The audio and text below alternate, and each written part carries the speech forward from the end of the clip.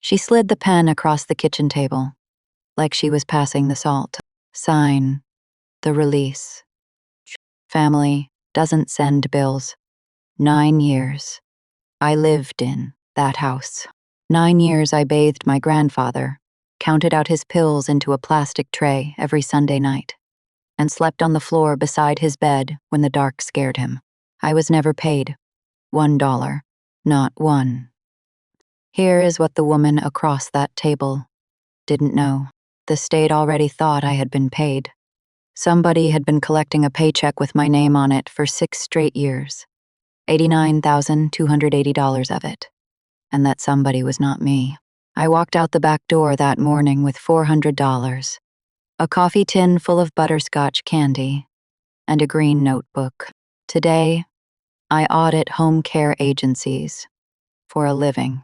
I read timesheets. My whole job is finding the hours that never happened, the visits that got billed and never got made. Last spring, I finally read my own. Stay with me, because this is not a story about a family that forgot to pay me. Nobody forgot anything. Every hour of my life in that house was written down, filed, stamped, and sold. I was the only one who didn't have a copy. My name is Delia. I am 43 years old. If you have ever been the one everybody called when something went wrong, and nobody called when something went right, you already know how this feels.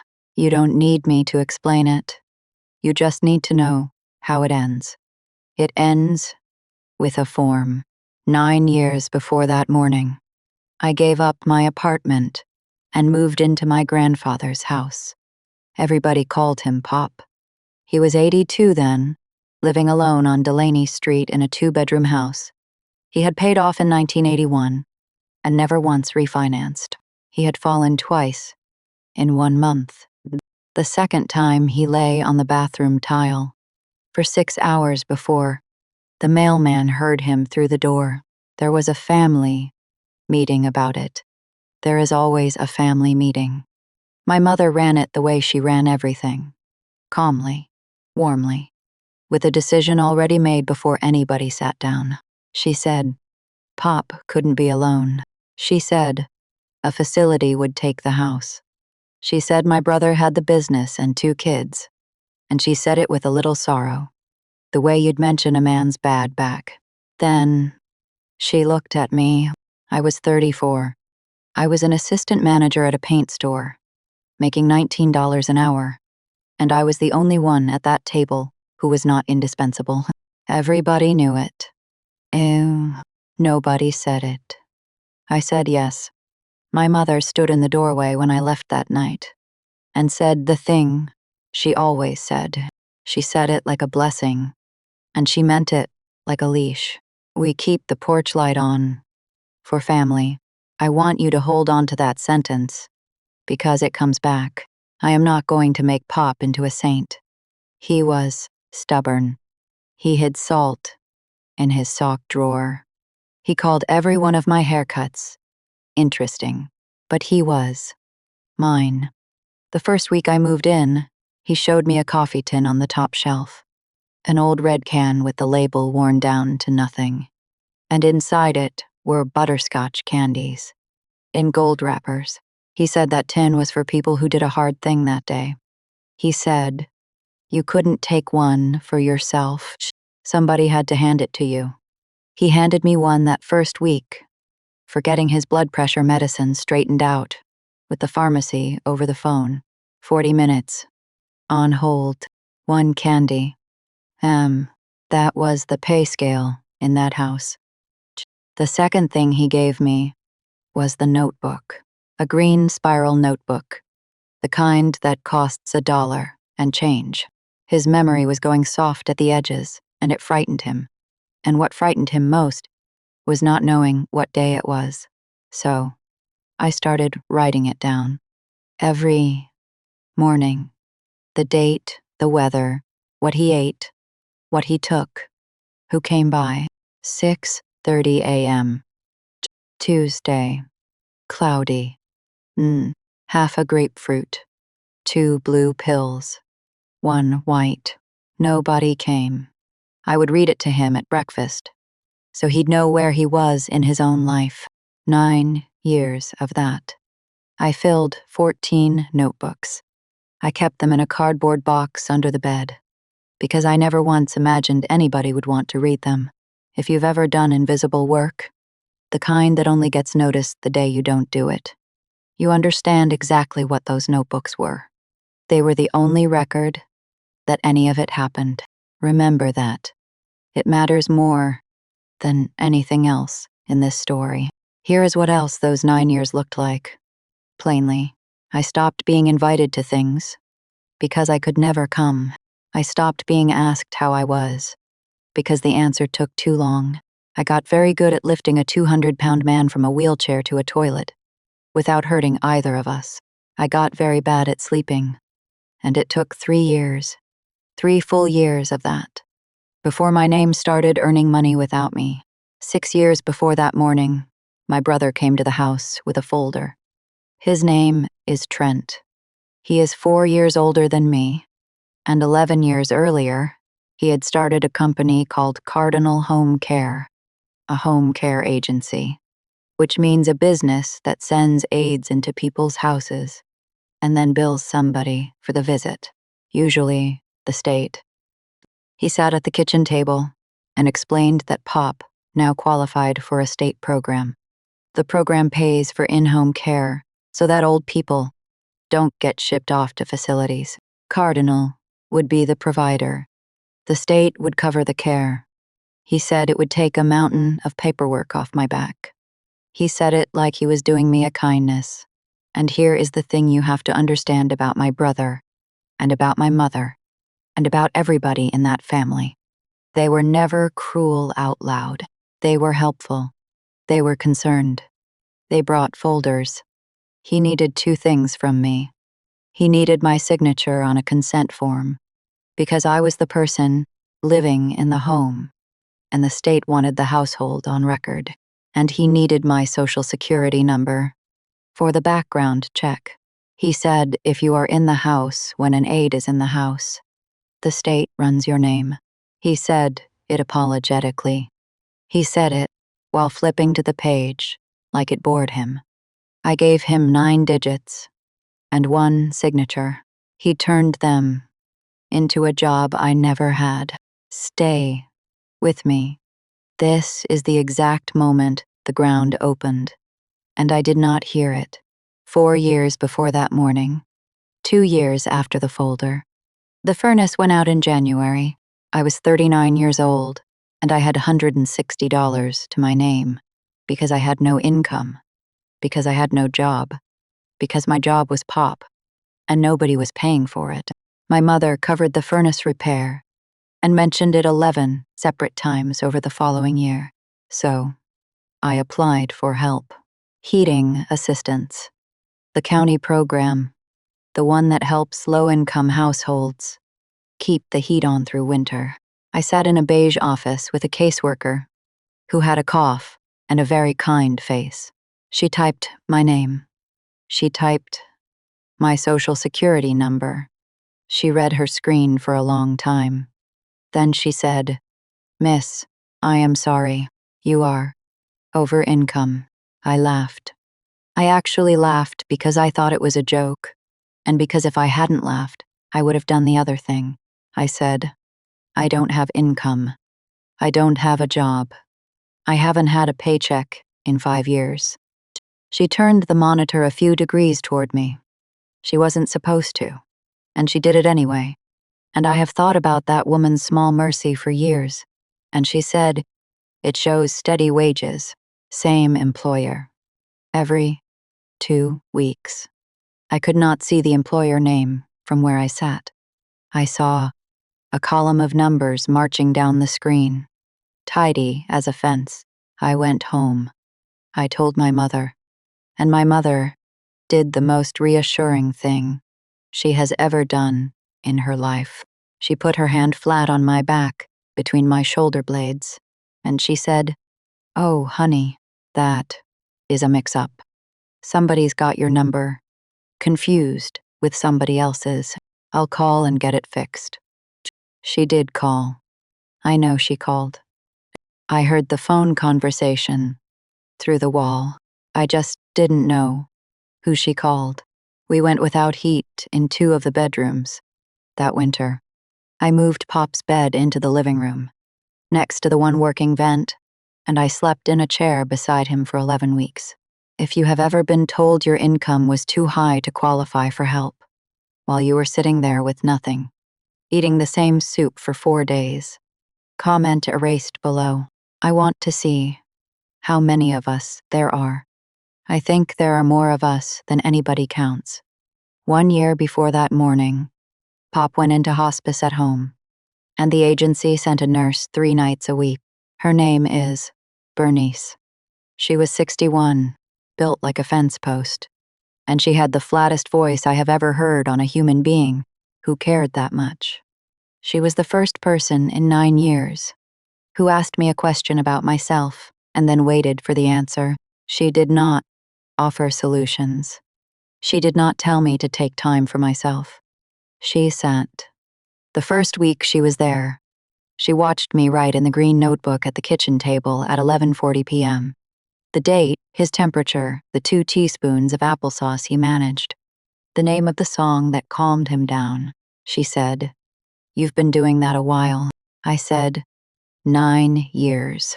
She was quiet for long enough that I thought the conversation was finished.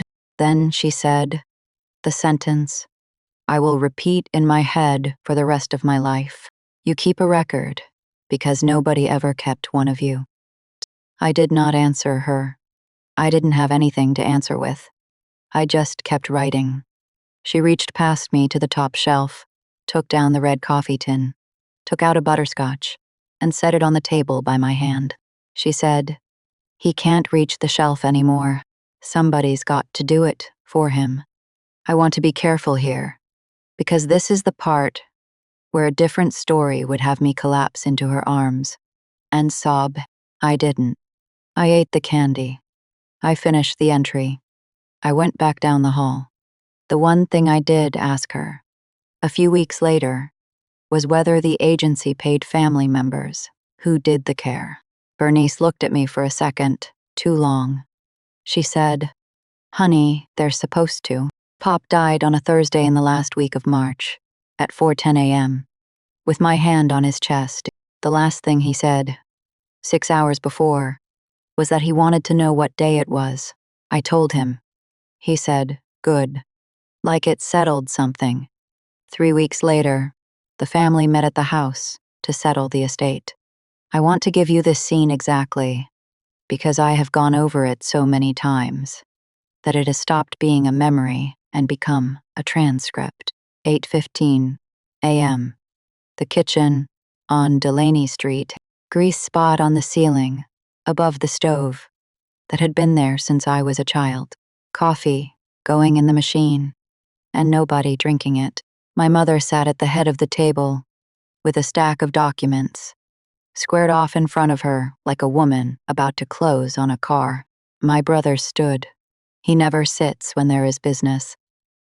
My mother slid the top page across the table to me, and she put a pen on top of it, and she slid the pen across too, and she said it the way other people say grace. "Sign the release.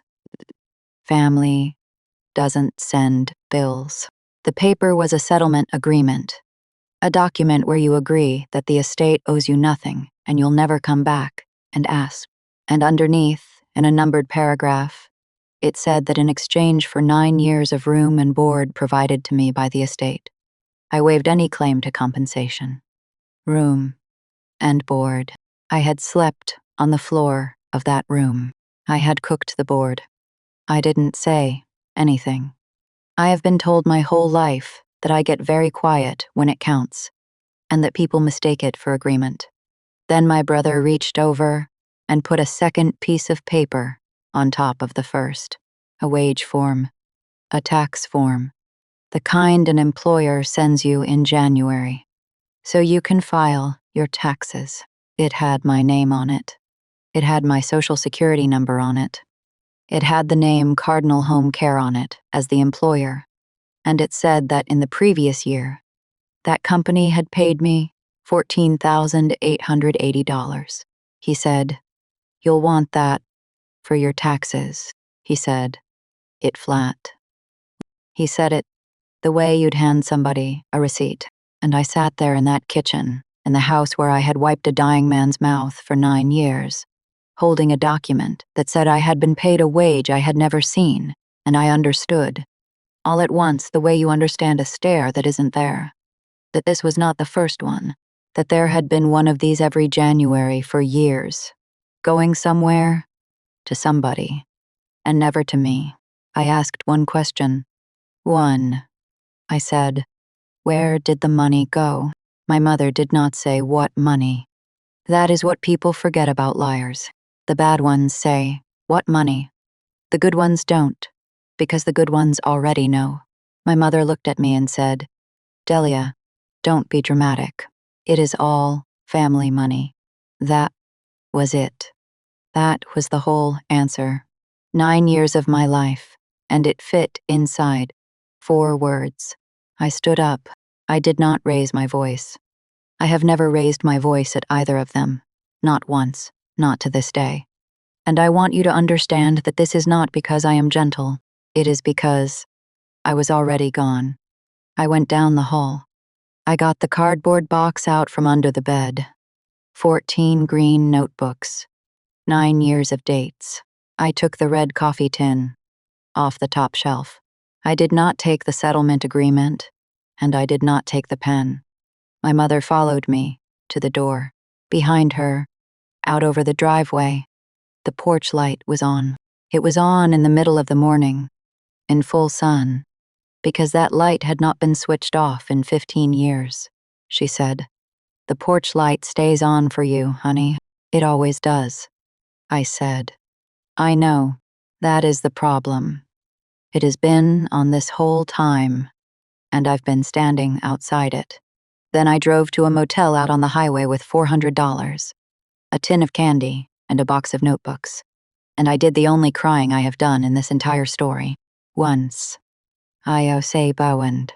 6 weeks later. Alone.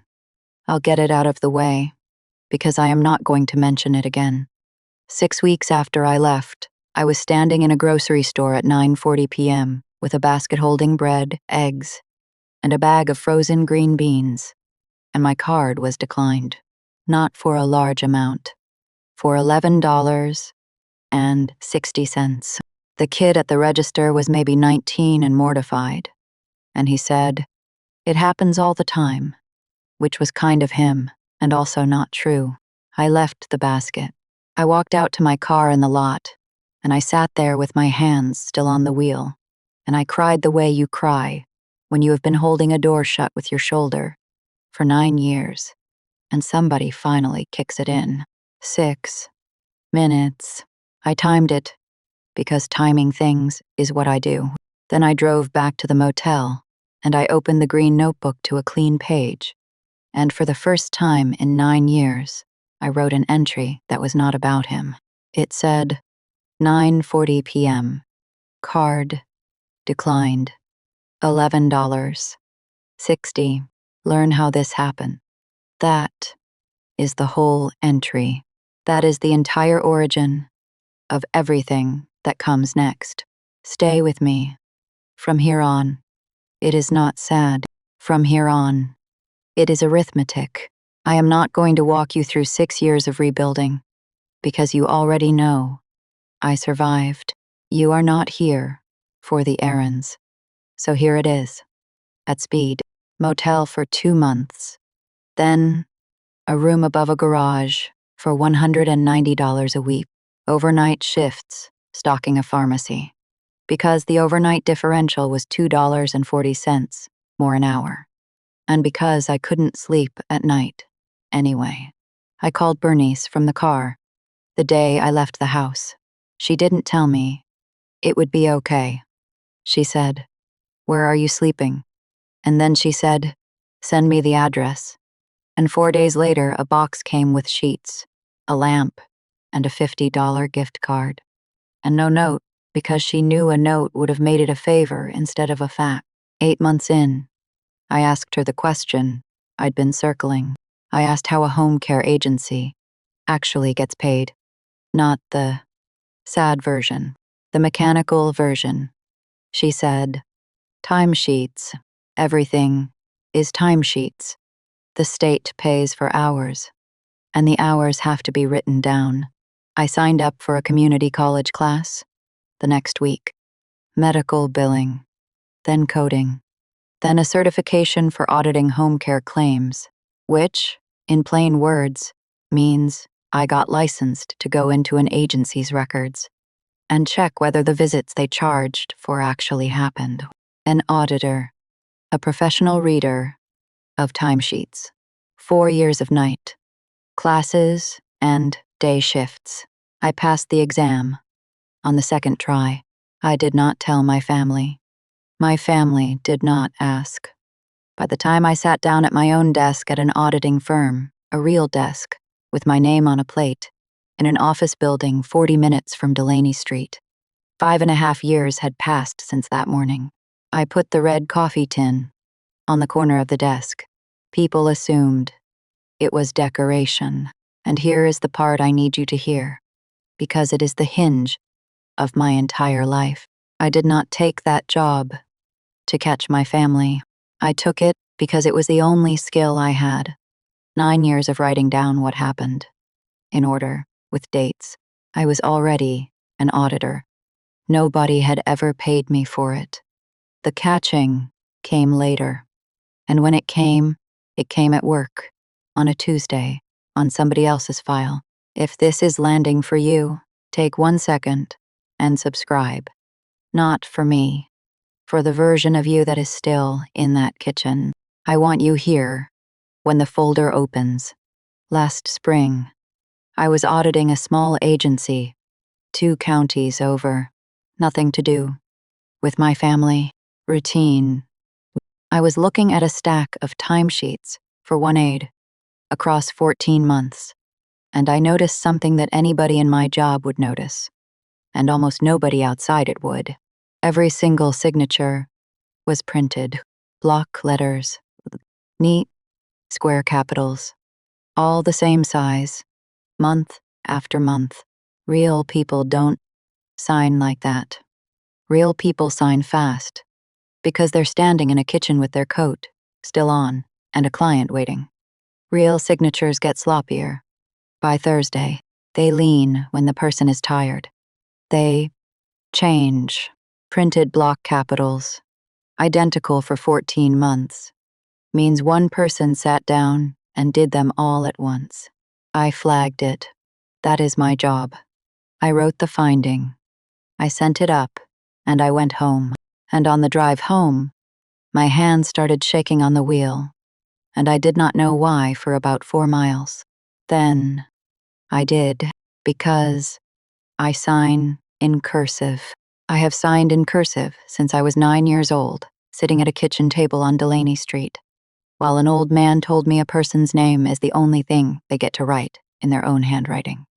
And somewhere out there, for 6 years, somebody had been signing my name on timesheets. I did not sleep that night.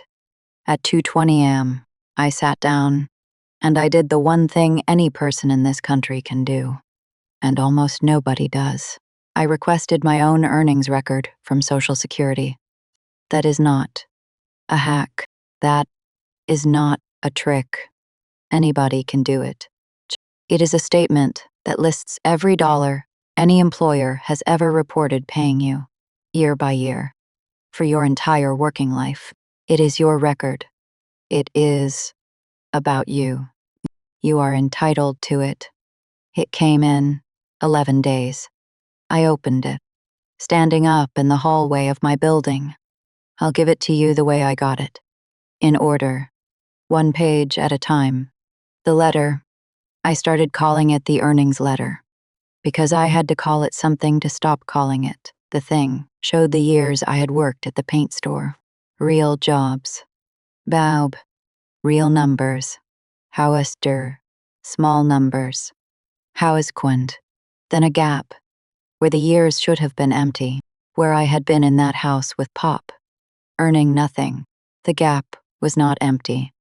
6 years of it were filled in, same employer. Every year, Cardinal, home care.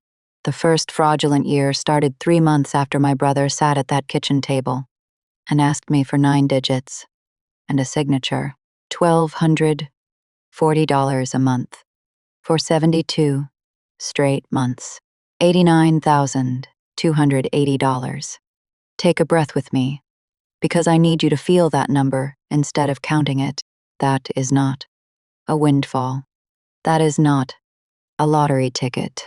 That is a whole, ordinary life.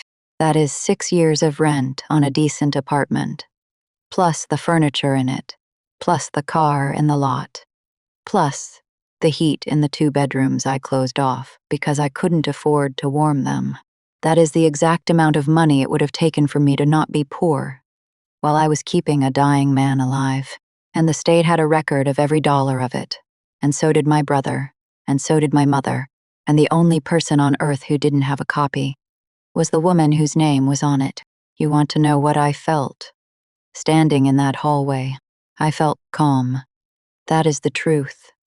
And I am not proud of it. Some part of me had been standing in a beige office, being told I was over income for 6 years. Waiting. I went to work the next morning, and I did the single most important thing in this entire story.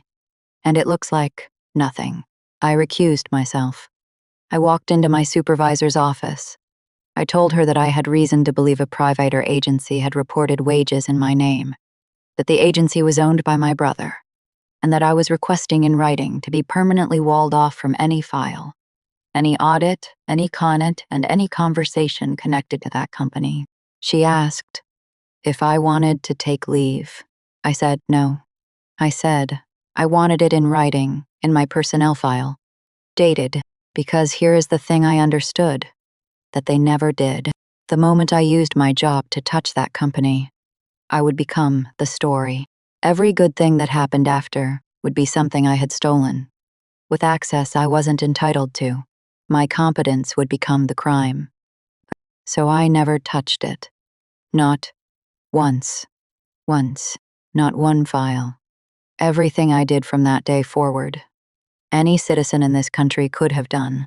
Every single document I pulled was a document about me. Stay with me.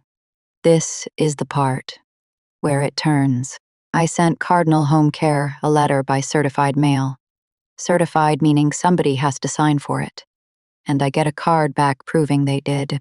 The letter was 1 paragraph. It requested a copy of my complete payroll file, my timesheets, my timesheet, my hire packet, my wage forms, my direct deposit records. That is all. It asked for my own file. Now here is why that 1 paragraph was the whole trap, and why I want you to understand it. Because it is the most beautiful thing I have ever built. If Cardinal sent me the file, they were handing me 6 years of forged documents. And if Cardinal refused, they had to give a reason. And the only reason available was, this woman has never been our employee, which is a sentence that detonates every filing they had made to the state for 6 straight years. Every timesheet, every wage form, every claim for payment. They could not answer that letter honestly. They could not answer it dishonestly. And they could not ignore it, because they had signed for it. I did not break a single rule. I borrowed theirs. They took 22 days. Then a gray folder arrived, and I sat down at my kitchen table. My own table, in my own apartment, with the red coffee tin on the windowsill. And I opened it. Page 1 through 90-some. The timesheets. No, 6 years of them. My name at the bottom of every one. In block capitals. Neat, square, identical, same pressure, same slant. Month after month, year after year, in a hand that was not mine and had never been mine. Some of them were dated on days that were in my notebooks. I could go to the cardboard box and pull the green spiral for that month and find the entry. 6:30 a.m. Thursday. Rain. He wouldn't eat. Nobody came. Nobody came. And on that same day, a timesheet said, an aide had been there for 8 hours. I was the aide. I was there for 24. The deposit form. This is the one. A direct deposit authorization. The form where you tell an employer which bank account to send your paycheck to. My name printed at the top. My social security number, signed in those same block capitals. And a bank account number. I have had the same bank since I was 22. One checking account, one savings account, both at a bank with 3 branches in this county. And I've never had another one in my life. The account on that form was at a credit union in a town I have never lived in, 90 miles away. So I did the boring, unglamorous, legitimate thing. I wrote to my own bank, and I asked for a letter listing every account ever held in my name. Going back to the day I opened my first one, it came on letterhead, signed by the branch manager. 2 accounts. Ever. Neither one matched. That letter proves a negative, and a negative was all I needed. I did not have to know whose account that was. I did not have to look into it, and I could not have, and I never tried. I only had to prove, on paper, that it was not mine. Somebody else would find out whose it was. That was going to be their job, and they were going to be very, very good at it. 1 page further, the hire packet, an employment application, my name, my number, my date of birth, and a line at the bottom that said the applicant appeared in person at the Cardinal Home Care office and signed the form at 10:30 a.m. with a date. I sat there, and I looked at that date for a long time, and something in the back of my skull started making a sound like a lock. Because I knew that date. I got up. I went to the closet. I took the cardboard box down and I found the green notebook for that year, and I turned to that week, and there it was, in my own handwriting. In cursive, in a house on Delaney Street.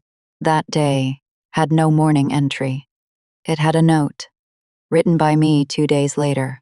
Catching up. It said, gallbladder out. Neighbor. Sat with him.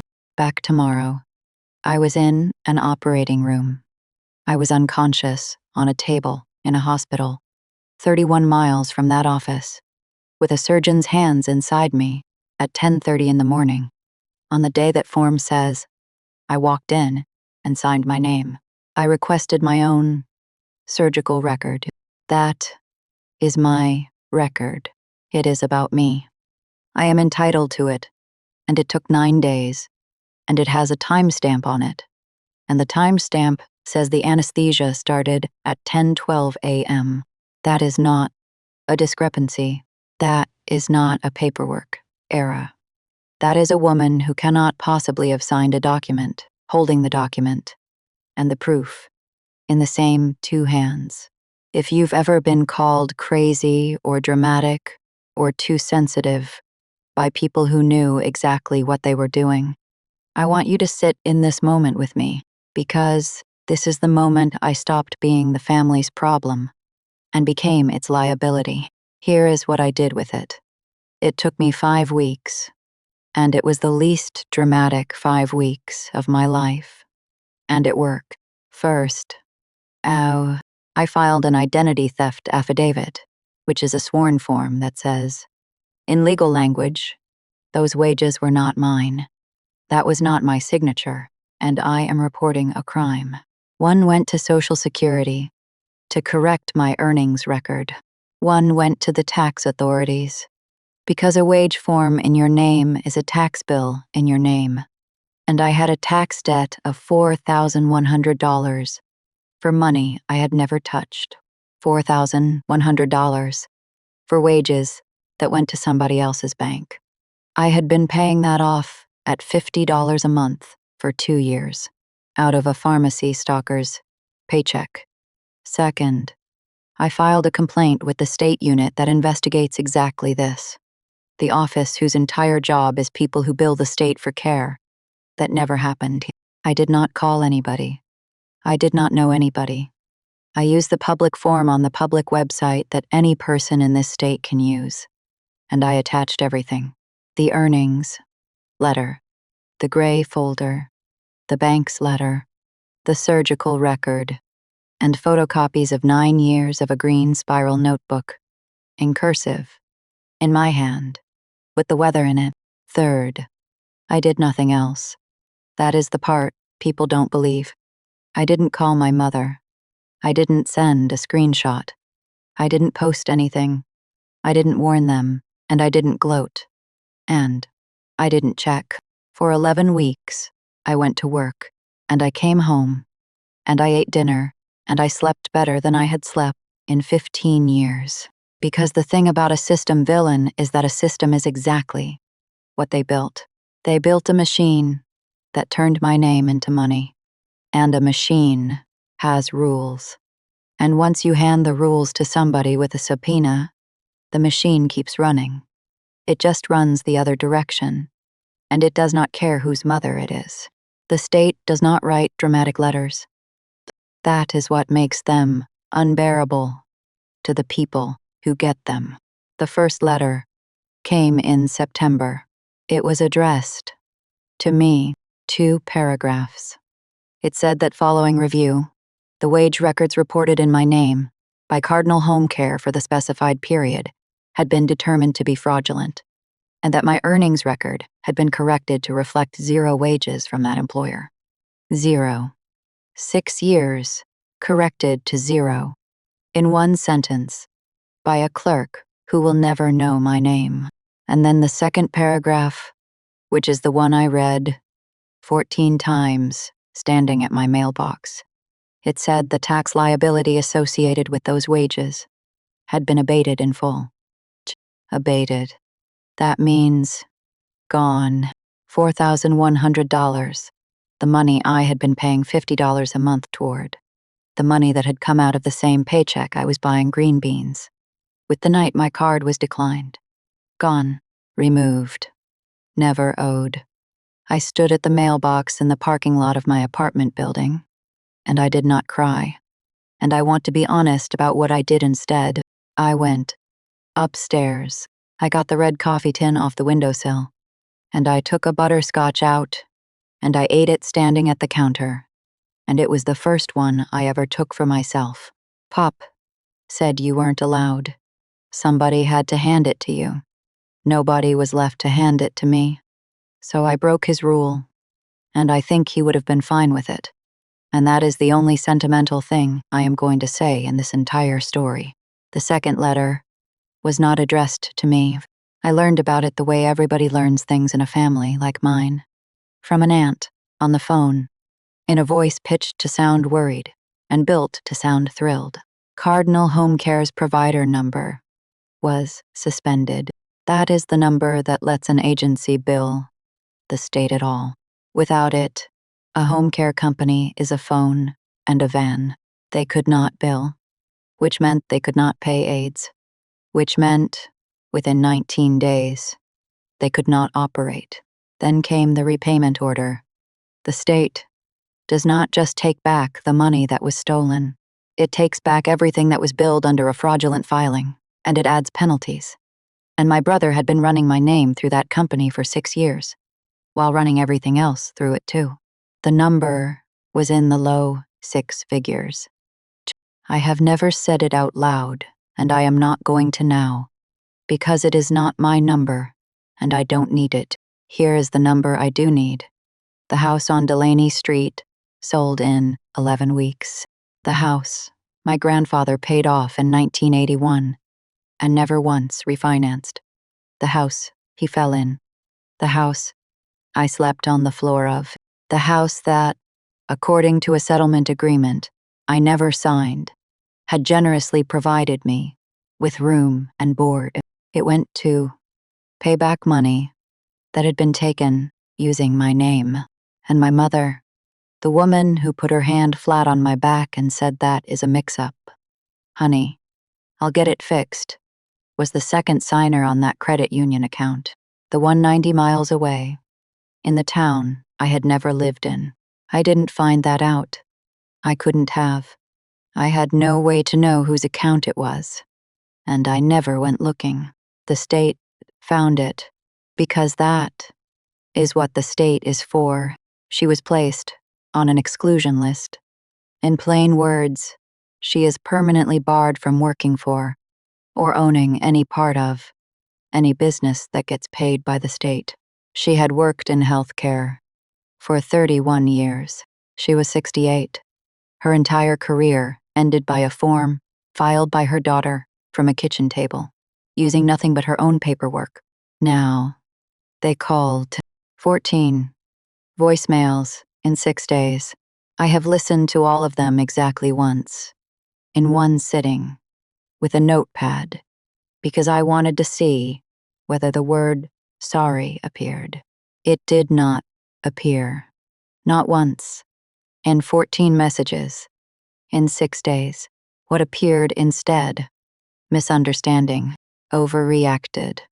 You've destroyed this family after everything we did for you. He would be ashamed of you. That last one was my mother's. She used my grandfather, the man whose mouth I wiped for 9 years while she was busy putting my name on a bank account 90 miles away, as a weapon in a voicemail. Then, the emails. Long ones. Beautifully written. Actually, my mother has always been able to write. Not one of them contained an apology, and every single one of them contained a request. Then my brother came to my office. He stood in the lobby of my building at 4:50 p.m. on a Wednesday and asked the woman at the front desk to call me down. I came down. I want you to understand that I chose to come down because I had spent 6 years deciding what I would say if I ever got the chance, and I was not going to waste it hiding behind a desk. He looked bad. I am not going to enjoy that in front of you, because enjoying it would make it about me, and it was never about me. He said, "You could have come to us." And I said, the only sentence I have said to my brother since that morning in the kitchen. I said, "I never sent you a bill. I sent them a form." Then I went back upstairs and finished my 4:30 audit, and it was somebody else's agency, and I found nothing wrong with it. And I wrote that down too. My mother came 4 days later. She did not call. She came to my apartment building and stood in the vestibule, and she pressed the button for my unit, and I let her in. And I came down to the lobby, because I was never going to let that woman above the ground floor of any building I live in again. She had gotten smaller. That is not a metaphor. She was 68, and she had lost weight, and she had done her hair. She said, "Dahlia, honey," and I did the thing I had rehearsed for 6 years. In the car, in the shower, at 2 in the morning, in a motel with a green notebook on my knees. I did not argue with her. I want you to hear that, because it is the whole point. You cannot argue with someone like my mother. She will win. She has been practicing on you since you were 4. She knows which of your soft places have never healed, and she will press every one of them while looking concerned. So, I did not argue. I informed. I stood in that lobby with my hands at my sides, and I gave her 4 numbered facts, in a flat voice, the way I would read a finding into a file. 1. For 72 months, wages were reported to the state in my name by a company you and your son control. I was never paid $89,280. 2. The direct deposit form bearing my forged signature routed those wages to a credit union account 90 miles from my home, on which your name appears as second signer. I did not find that. The state did. 3. The employment application says, I appeared in person and signed at 10:30 a.m. on a day I was under anesthesia. The hospital's timestamp says 10:12. That is not a mistake. Mistakes do not have alibis. 4. I never touched the investigation. I recused myself in writing before I sent a single page. Everything used against you is a document about me, requested by me, that any person in this country is entitled to. You built this. I only asked for my copy. She stood there, and then she said the thing, and I knew she was going to say it, and I still was not ready. She said, "The porch light's still on for you, honey." And I looked at her, and I said, "I know. It has been on for 15 years. It was on the whole time I was inside that house doing your work for free. And it was on when you signed my name. And it was on the morning I left. That light was never for me. It was for the neighbors. It was so anybody driving down Delaney Street would see a house that looked warm." She started to cry. And I want to tell you what happened in my chest when she cried, because I think some of you need to hear it. Nothing happened. Nothing at all. Not triumph, not pity, not the old sick lurch of fix it. Fix her, fix it. Just the flat, clean quiet of a room where a machine that has been running your whole life has finally been switched off. I said, "The house sold last month. There is no porch to put a light on." Then I went upstairs and I made dinner. I went to one hearing. I sat in the third row. I said nothing because I was not asked to, because the case never needed me. It needed my paperwork, and my paperwork had been sitting in a state office for 11 months doing its job without me. My brother pleaded to a reduced charge and a repayment schedule that will follow him for the rest of his working life. My mother was not charged. She was 68, and she cooperated. And the exclusion list is its own sentence. And I have made my peace with a justice that is imperfect, because the alternative was a justice I had to force. And forcing it would have made it mine instead of true. There is one sentence in the state's written finding. I have it in a frame, and I know how that sounds, and I don't care. It says, the individual named as employee did not perform and was not compensated for the services billed. That is it. That is the sentence. It is the coldest, driest, most bureaucratic sentence in the English language. And it is the first time in my entire life that an institution looked at my name and said, she was telling the truth. Bernice came to my apartment the week the letter arrived. She read it standing up at the counter with her coat still on. The way nurses read everything. She handed it back and said, "You keep a record because nobody ever kept one of you." And then she said, "Well, somebody did. I want to be honest with you about the ending, because I think you have earned honesty more than you have earned a happy ending. I did not get my family back. There was no reconciliation. Nobody sat me down and said, we see now what you did for him and what we did to you. That conversation does not exist, and it is never going to. And if you are waiting for that conversation in your own life, I want you to hear this from somebody who waited 9 years inside the house and 6 years outside it. It is not coming. Not because you don't deserve it, because they would have to become different people to give it to you, and they have no reason to. It costs them nothing to stay exactly as they are. I did not get the money. Not $1 of the $89,280 came to me. It went back to the state because it was never mine. It was stolen from a program that pays to keep old people in their own beds.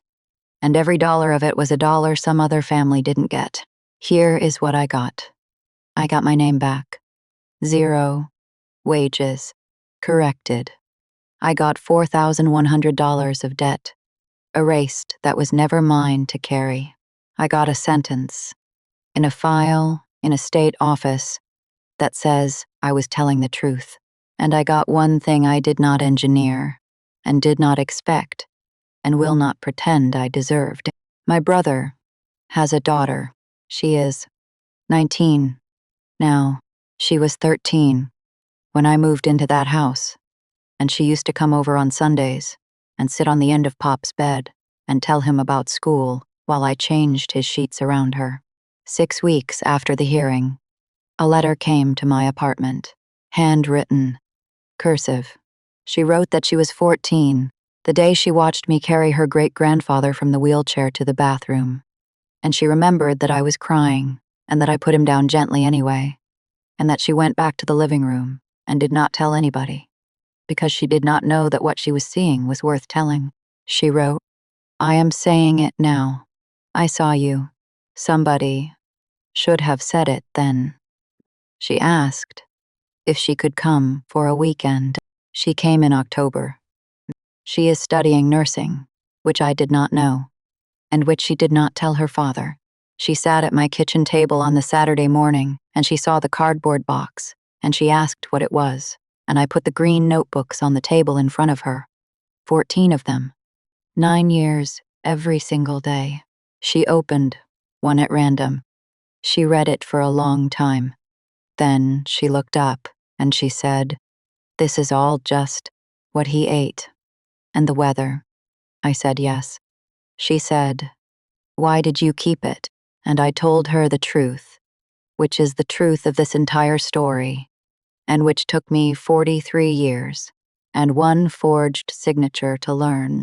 I said, because he was afraid of not knowing what day it was. So I wrote it down for him every morning for 9 years, so that when he woke up, somebody could tell him exactly where he was in his own life. And then, without meaning to, I did the same thing for myself. Every date, every visit, nobody came. 9 years of the smallest, dullest, most invisible facts a person can write down. They built a machine out of paper to erase me, and I beat it with $1 and a half-green spiral notebook, because I had written down the weather. I drove down Delaney Street once, after it sold. New people, a different car in the driveway. Somebody had taken out the hedge, and the porch light was off. Middle of the evening, coming on dusk, and that light, the light that burned 24 hours a day for 15 years, the light my mother invoked like scripture every time she wanted something from me. The light that was supposedly on for family was off, because the people who live there now are normal people who turn a light on when they need it and off when they don't. I sat at the corner with the engine running. For 15 years, that light told everyone on the street that this was a house that kept a place for you. And it was on the whole time I was inside it. Unpaid, unseen, unrecorded, sleeping on the floor. A porch light is not a promise. It is a performance. It is the cheapest possible way to look like you are waiting for someone. If you have a light like that in your life, a phrase, a saying, a thing they always say that is supposed to prove they love you, I want you to ask yourself what it actually cost them to leave it on. It cost my mother about $4 a month. I drove home, and that night, at the kitchen table, with the red coffee tin on the windowsill and one butterscotch left in it, I opened a clean green notebook and I wrote an entry for the first time in 6 years. It said, 7:50 p.m., Wednesday. Clear. Cold. The light is off. I ate dinner alone, and I slept fine. Somebody kept a record. It was me. If you made it all the way here, thank you. If there is a version of this in your own life, and you are still standing in the kitchen, still being told you are dramatic, still being handed a pen, write it down, all of it. The date, the weather, what happened, who came. You don't need to be brave yet. You just need to be a witness. The rest is arithmetic.